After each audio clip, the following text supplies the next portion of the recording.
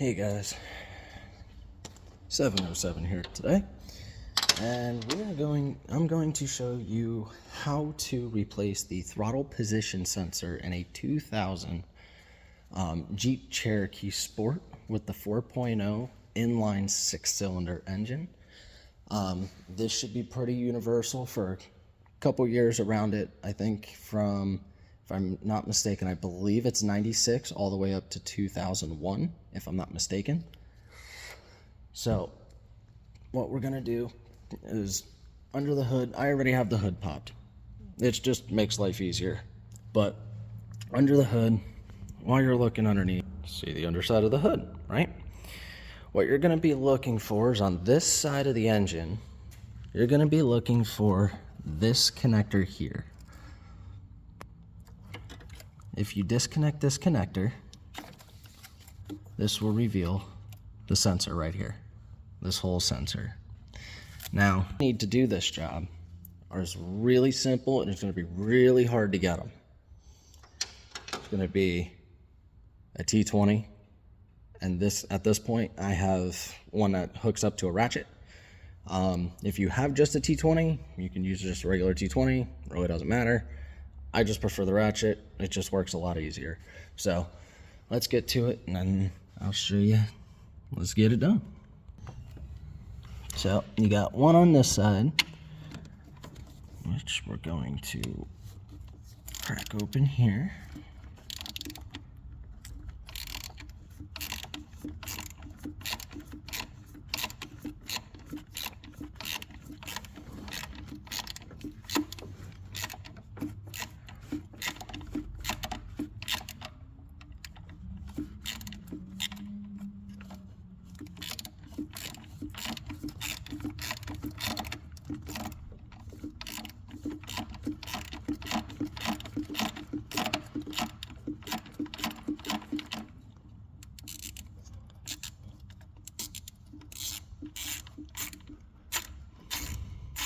There's one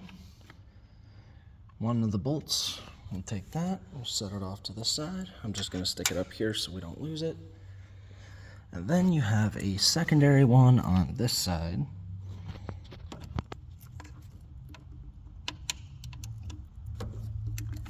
Which these should not be super tight. It is going into metal, 100% yes, but it is only a plastic sensor, so they don't have to be super tight. They just have to be at least snug. So, for the sake of the video, that's pretty much it. They don't gotta be super tight.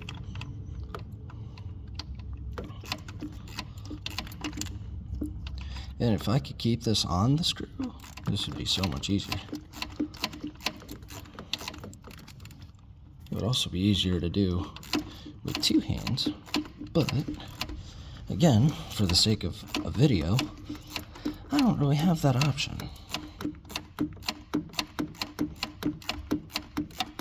There's no good spots to prop it up here. Alright, so then this screw comes out, and put that one up here with the other one. Then over here, we'll pop this out, and there's your sensor. And now you do have to be careful. There is a little O-ring gasket that you will need. So just set that off to the side. We always double check to see if the new one has it. If not, it does not hurt to use the old one. And then we'll be good. So then we get rid of this. So we'll put this off to the side for right now. And then into our nifty new container, which there's a couple different brands out there. I like NTK, just like NGK. That's just my personal preference. So let me prop my phone up real quick so I can open this up.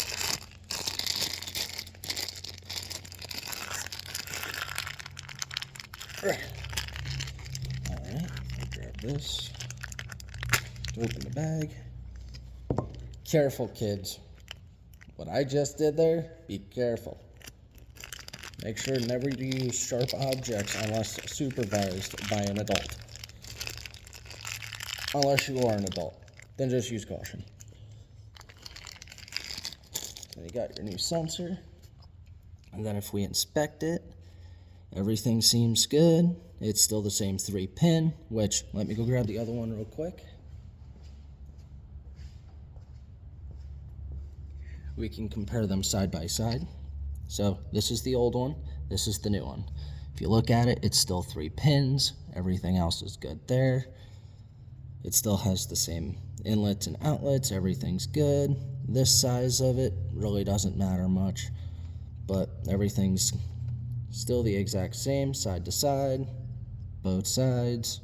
So this is a good fit. It's for this vehicle.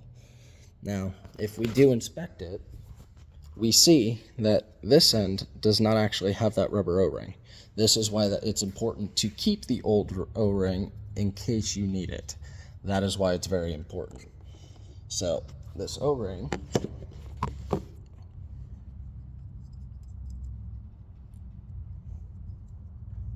when you put it in, should sit like that, right against the edge there. It's not actually it's not supposed to slip over. So what we're gonna do first, just to make sure that we have no issues during assembly, is we're going to put the ring back in, just to make sure. And you take your part,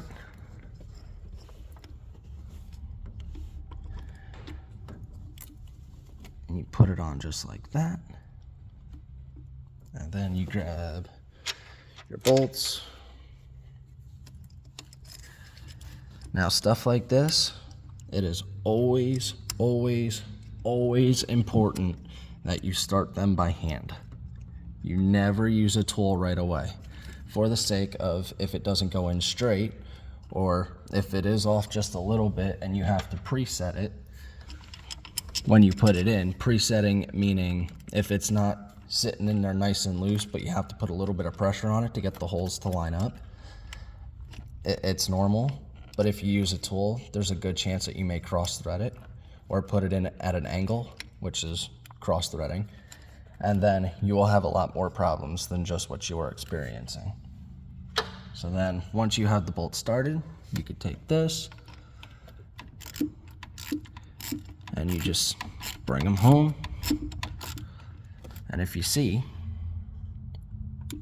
there is a very small gap in there. You can kind of see the screw turning if you watch carefully. As you turn it, it will slowly walk its way in. If I can get it back in, there we go. God damn it.